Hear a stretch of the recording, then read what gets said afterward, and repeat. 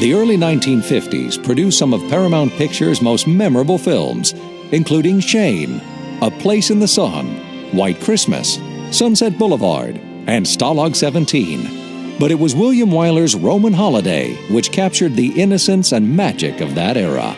I'd like to do just whatever I like, the whole day long.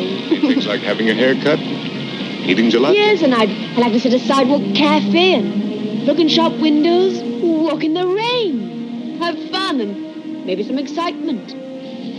Tell you what, why don't we do all those things together?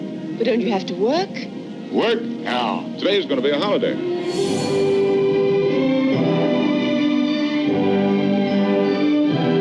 Audiences love the fairy tale of a young princess who runs away from her official duties and spends a glorious and unforgettable day with a handsome newspaperman.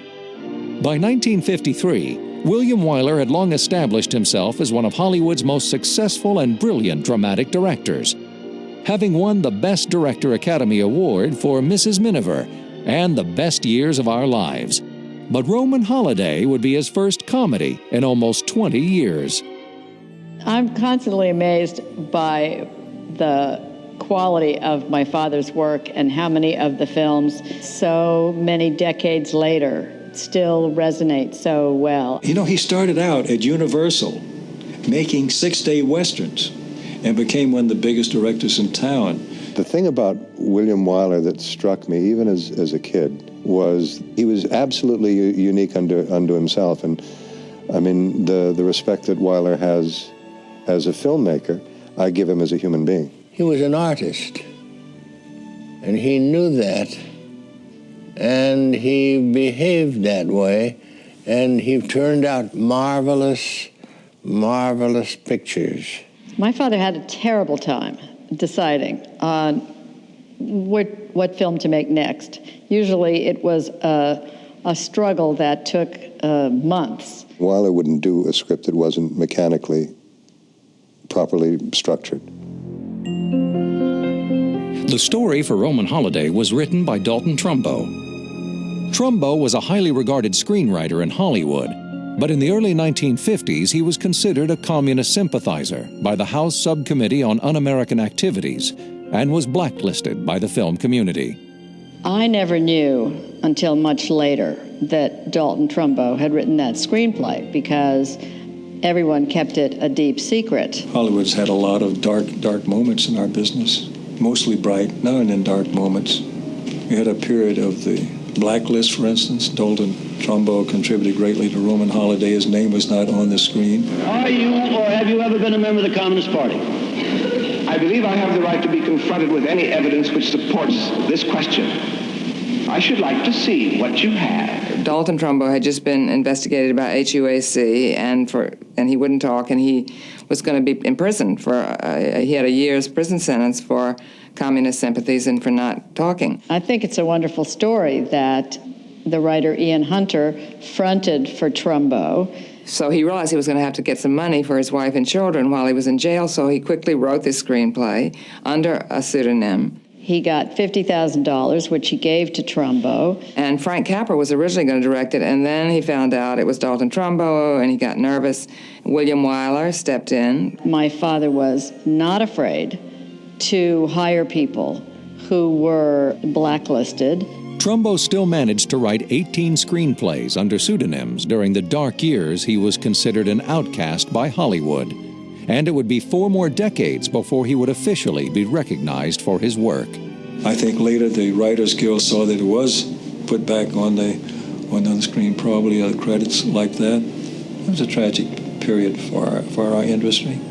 But I think our industry is trying to reconcile those days and try to come back. Wyler was keenly aware that the casting of Roman Holiday would be critical to the picture's success. Initially, he had considered Elizabeth Taylor and Gene Simmons for the role of the princess.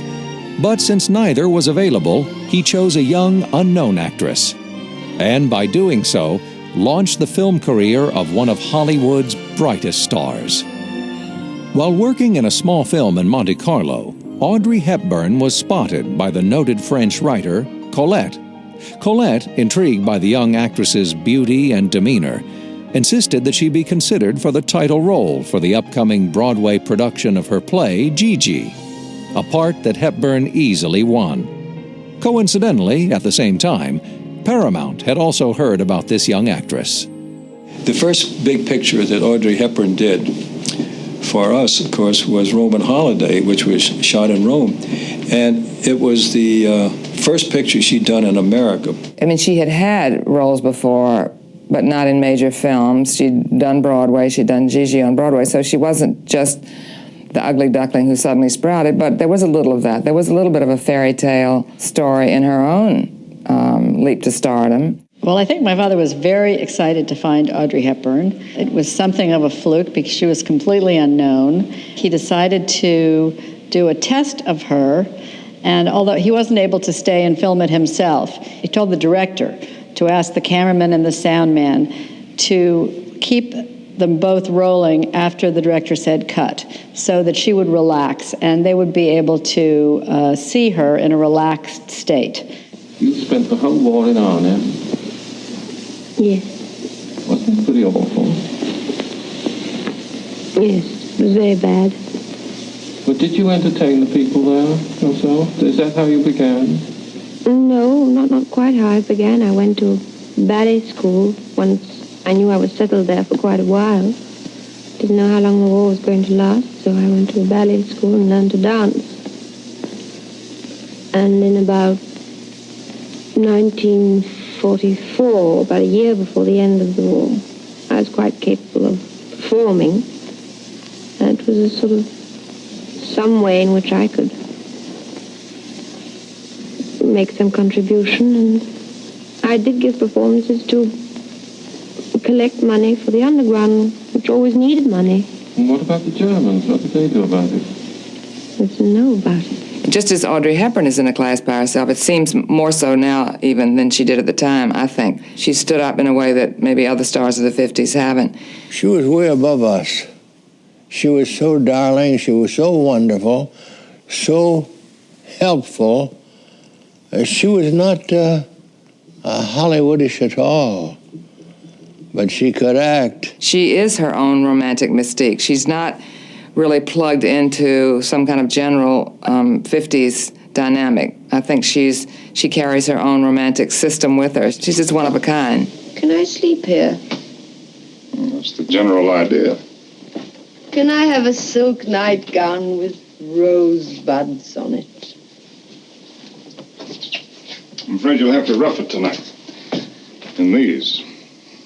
Pajamas. Sorry, honey, but I haven't worn a nightgown in years. For the role of Joe Bradley, the male lead, Wyler first offered the part to Hollywood favorite Cary Grant. But after reading the script, Grant declined, knowing that all of the attention in this picture would be centered around the princess.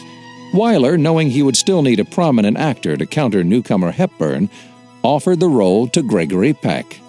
I always felt every time someone sent me a comedy script that Cary Grant had seen it first and had turned it down. If I were you, I would try some other line of business, like mattress testing. Is this the princess? Yes, Mr. Bradley, that is the princess. It isn't Annie Oakley, Dorothy L'Amour, or Madame Chiang Kai-shek.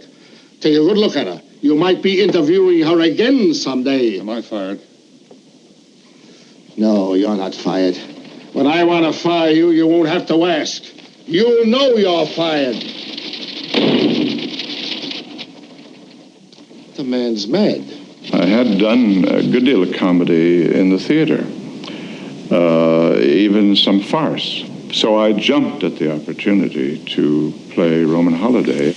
If you can possibly imagine what it was like for me many years ago, a totally unknown Hofer, to be cast in a Hollywood movie opposite Gregory Peck, the beautiful, quiet, gentle hero of countless marvelous movies. In my innocence, I thought he'd be just like that. He was. Gregory Peck, my gosh, he could do it all. He could do The Gunfighter. He could do Moby Dick. He could do Gentleman's Agreement. He could do Roman Holiday. He was a statue of strength in everything that he did. Well, Greg Peck was as we say, a considerable man. There was a real presence there and a real weight and a sense of somebody who was not flighty and not superficial and really cared enough to take the time. And he was unrushable. There was something in this pairing of Gregory Peck and Audrey Hepburn that was so chemically right. There was something that they were both tall and dark and shy and exploding on the screen. I mean, Peck was there a little bit already, and she was an unknown who just dazzled at first glance. He's a good actor, and he's a serious actor. And you won't find a harder worker. He was one of those people that no matter what else was going on, when it came up against him, it all slowed right down. And he really was a very kind of a powerful presence in that sense. She doesn't know who I am or what I do. Look, Irving, this is my story. I dug it up. I gotta protect her. She's really Your tintypes are gonna make this little epic twice as valuable. The princess goes slowly. You're in for 25% of the take. Finally, as Peck's sidekick, photographer Powell, Wyler decided upon Eddie Albert. Albert had worked previously with Wyler, and the director knew that he would be perfect for the role. One more round, and I'm going to throw you gents right out in the snow. Say, what? I got to get up early. Date with Her Royal Highness, who will graciously pose for some pictures. I met Eddie Albert when he was at Warner Brothers through my good friend Jimmy Cagney. And Eddie did a lot of pictures out there. But for Roman Holiday, he changed completely physically because Eddie always had a crew cut. And in this picture, he talked with William Wyler, and he let his hair grow long, and he grew a beard, which was very unusual for Eddie Albert. And he was so effective. He was just great in that for the third person. And Eddie Albert was just a lovely guy who always had a joke. He and my father both had terrific senses of humor and loved to play and had a very good time together. He's just an extraordinary person. And the fact that at 94 he's funny and loving and articulate and caring and still the head of his family. Hit him again, Smitty! With his cast now in place, Wyler was ready to begin the arduous task of preparing to make a major motion picture in Italy. At the time the camera began to roll on Roman Holiday, location shooting, especially in foreign countries, was a rarity. You know, it used to be if we made a picture that took place in Los Angeles, Washington, D.C., and England, we could do it here on our back lot, or with what we call a transparency, which we were on a transparency stage with a rear projector projecting the locale of where you were supposed to be. Well, there were a lot of reasons why my father wanted to shoot in Rome. Some of them were professional and some were personal. Before that, movies weren't really made on location very often, and the studio wanted their directors in the studio under their control. And I think that helped open up locations all over the world, because today Hollywood is located in California, but the motion picture industry is all over the world. Rome was the third character in the film, the third star. It was fantastic, and no, people hadn't traveled that much. I mean, now, so what, Rome here today, Rome today, Paris tomorrow. To be able to shoot in this beautiful city with these wonderful locations, it was a time when there weren't even many cars in the city, mostly scooters. And he used to say that for every location, there were 5 choices. So it wasn't a super production at all. And yet they managed to do this extraordinary shoot, very of the moment. It almost looks like a new wave film sometimes, the way you're running through the streets of Rome, the way the Nouvelle Vague did in Paris, you know. It was very interesting, though. William Wyler and Adolph Zukor and Frank Freeman thought that the story was so strong, and they thought that the characters and the story should be the central point of this and not the location particularly. Let the location blend into it. So that's why they filmed it in black and white rather than color. I think the black and white adds to it, but again, that is a sort of sophisticated taste. I mean, I think the whole idea when Turner was going to colorize everything was it would make it more appealing to the mass audiences, just like mass audiences don't want subtitles. There's something a little bit esoteric in having black and white now, of course, and it's done for that reason. To me, there's something about Audrey Hepburn, well, and Sabrina too, that is just made for black and white, but then you see her in funny face and she's made for color. She's just a woman for all colors and all seasons. It's just, you can't pin her down. The wardrobe for Roman Holiday was created by the legendary Paramount costume designer Edith Head. Winning an Academy Award for the film, this was the 4th Oscar for Head. In this rare Roman Holiday costume test footage, Audrey Hepburn models some of Edith Head's designs. They were a wonderful team. First off, Audrey Hepburn knew fashion. She knew what was good for her. She didn't want to cover her neck. All it was long and that. She didn't want to do that. And she knew she was thin, but she didn't want to be padded out or anything, as some actresses did. May I present Your Highness with some commemorative photos of your visit to Rome? The dailies started coming in because the film was printed there in Rome. They saw it first and then sent it here. And within a week, everybody on the lot was saying, wait till you see this Audrey Hepburn. She is marvelous in this picture. They say she's tall, thin. Some people even said skinny. She's got this long neck. She's got the bony structure. But she's like a little wasp. She's just love her. And the word got all around. We started getting calls from Hedda Hopper, Luella Parsons, Army Archard, who wanted to come over and see some footage on her. And the word just spread. In 2 weeks, she was the talk of this lot. How could she not be? She was so exquisite, and there was this combination of sort of tomboy. There's this slender, boyish figure. And it seems to me it was one of those things that just worked right from the beginning. Wyler was known as a perfectionist. I think Hepburn was quite nervous at first because it was a big deal for her.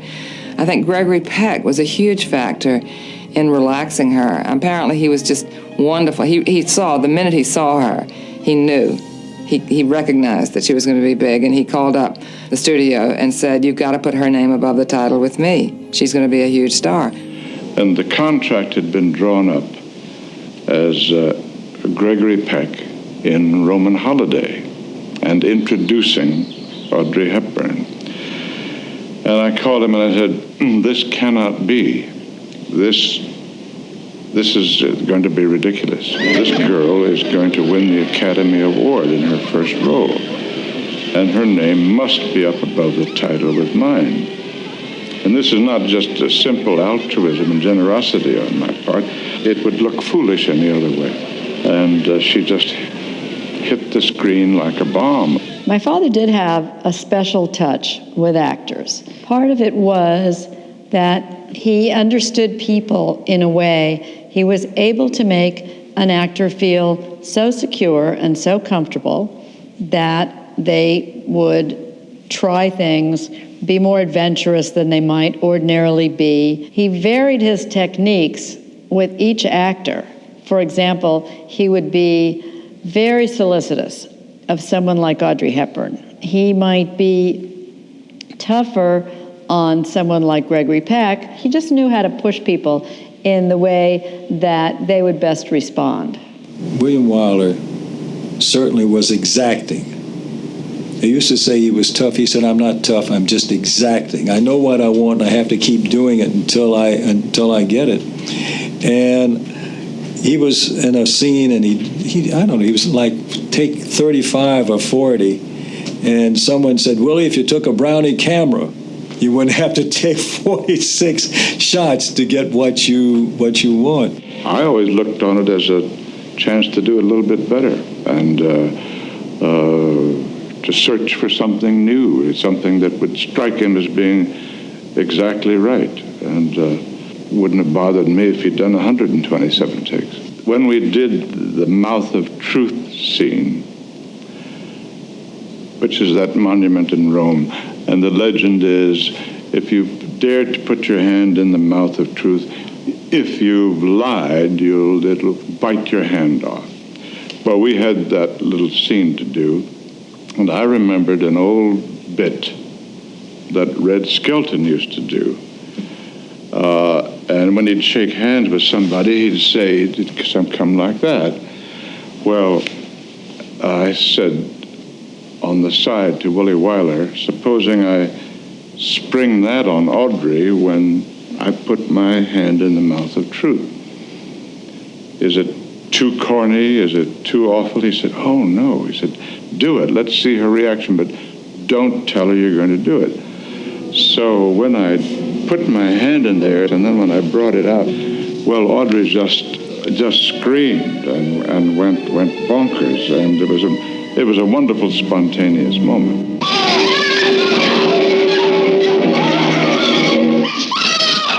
Hello. That was only one take.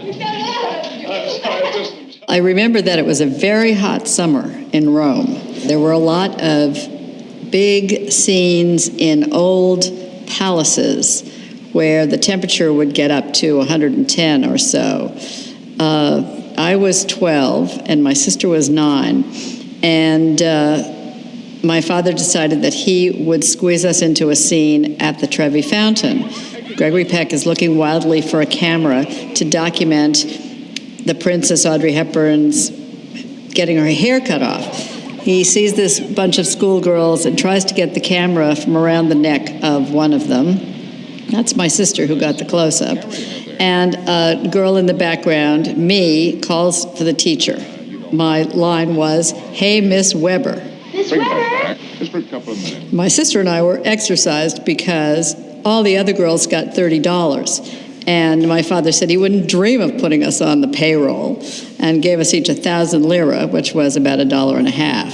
As the film was being prepared for release, a true-life drama involving a princess and a commoner was taking place in Britain. Princess Margaret, the sister of Queen Elizabeth, was seeing Peter Townsend, a divorced commoner. Margaret had hoped to marry Townsend, but as in the film, duty proved to be more important than happiness, and sadly their romance ended. While I was doing the publicity campaign for Audrey Hepburn on Roman Holiday about Academy Award, there was an event that happened over in England that was similar, where a royal was involved with a commoner.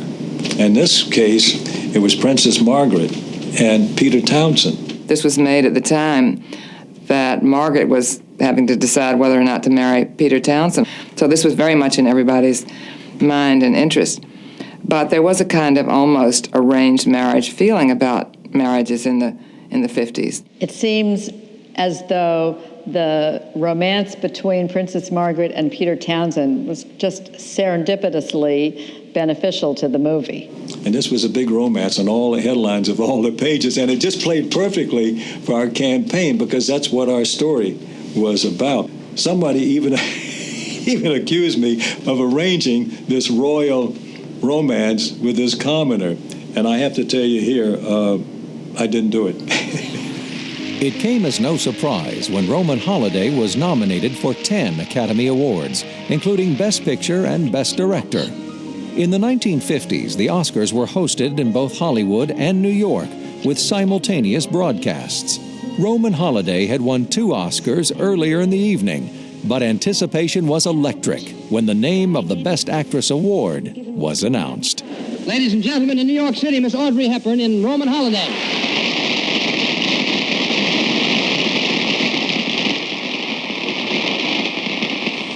It's too much. I want to say thank you to everybody who in these past months and years have helped, guided, and given me so much. I'm truly, truly grateful and terribly happy. It has been 50 years since Roman Holiday was released in theaters. Today, the film is still considered one of the film world's most enduring classics. But the film is more than that. It is a testament to the many people who helped bring this motion picture to the screen. To William Wyler, whose direction was unsurpassed. To Dalton Trumbo, who wrote an unforgettable story, but who would not receive credit until many decades later. To Gregory Peck, whose remarkable talents helped define this timeless classic. And to Audrey Hepburn, the young, unknown actress who would become one of Hollywood's greatest legends. I will cherish my visit here in memory as long as I live.